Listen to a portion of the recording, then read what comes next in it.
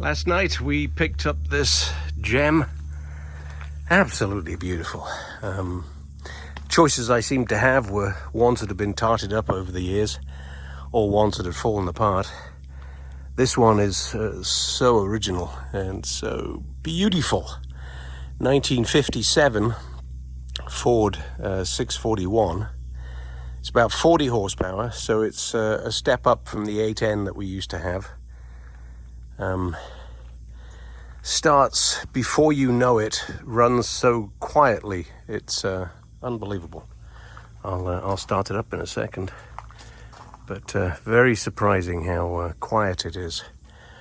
Bush hog's seen better days, but who cares? So small tractor and small bush hog for a piece of property that we bought where I'm hauling my skid steer and bush hog there constantly to mow. So this is going to stay in one of the barns and be used for mowing the old place.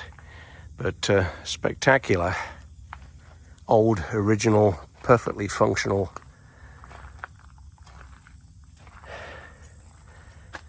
And what surprised me, or one of the things that surprised me as I was walking down here this morning, is that I had to move our main tractor out of the barn in order to grab the trailer.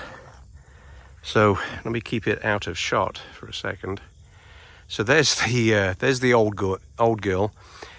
Not the best you could buy in 1957, but middle of the range. Nice, functional, powerful, a solution for many mid-sized farmers. But as I put it alongside the case that we have, the differences, of course, are dramatic. So that's a 1957. This is a 2015. And she's a monster. So 110 horsepower, four-wheel drive, of course, 12-foot batwing bush hog. Now, bigger isn't always better, you would say, maybe, because there's places you cannot take this. However, we have several fields that we mow, one of which takes me exactly 1 hour with the big girl. If I were to do it with the little girl, that same field would take 3 hours. So this is all about efficiency and productivity, and sure, bigger and better, and we feel good about our big boy toys. However, it's not all about size. It's about efficiency and production and productivity. This guy looks brand new today as I look around the old one that we purchased yesterday.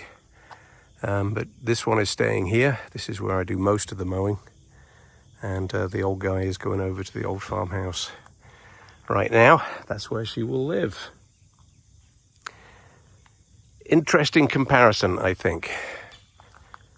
Interesting difference. Not as remarkable until you sit them side by side. But on with the day. Got to go drop this off, bring the trailer back, and get on with some other stuff today.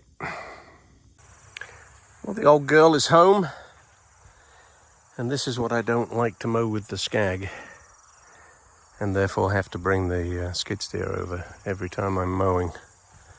But no longer do I have to do that because the old girl is sitting at home.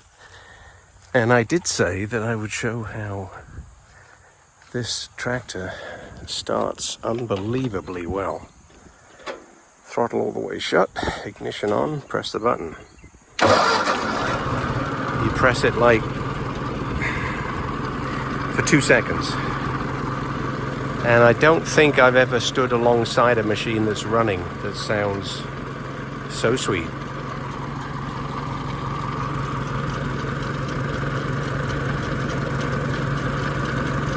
It's amazing. But there's the old farmhouse.